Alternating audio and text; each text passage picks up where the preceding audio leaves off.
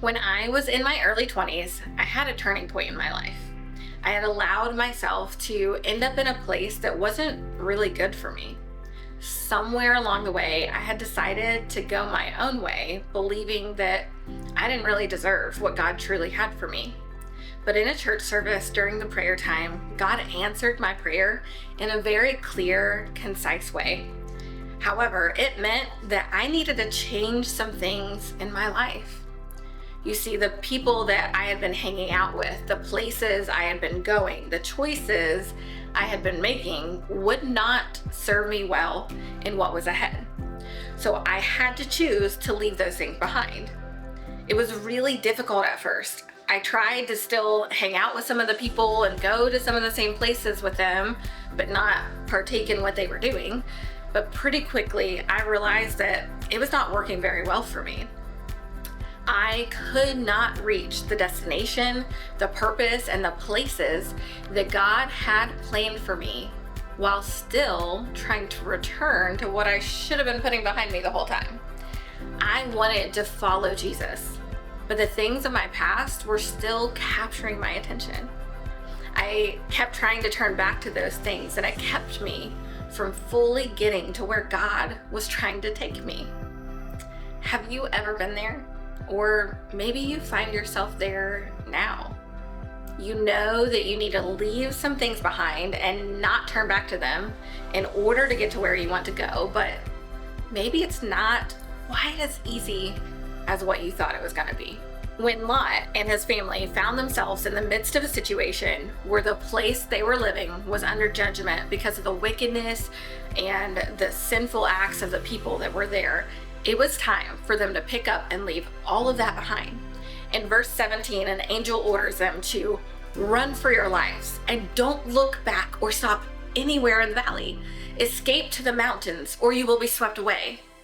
In other words, they were told to get out of here, don't turn back, and don't stop before reaching your destination. The verb look in verses 17 and 26 has a lot more meaning than simply looking. People all over, especially those in the mountains, would have been able to look and see the destruction happening in the valley below them.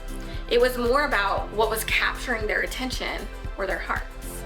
It's easy to say that you want to leave something behind, but it can often be harder to follow through. In verse 26 it says, "But Lot's wife looked back as she was following behind him, and she turned into a pillar of salt." In this, we have to understand that it doesn't simply mean that she glanced over her shoulder at what was happening.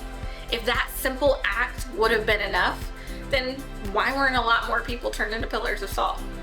So at the very least, this suggests that she abandoned the flight. She directed her attention away from following Lot. Whether it was completely turning back because she didn't want to leave everything behind or because she thought it was futile, we don't really know. But another passage suggests this even more, that the city has so captured her attention that she actually is returning to it. In Luke 17, Christ actually compares the day of Sodom's destruction to the coming kingdom of God, and he says, "Remember what happened to Lot's wife." We would do well to remember her and this lesson that we learn in this passage. We are called out of our old life and into something new. We should forget the things behind us and stop allowing them to hold our attention or capture our hearts and keep us where we don't belong anymore. Instead, we need to look forward to what's ahead. So my challenge to you is, don't look back.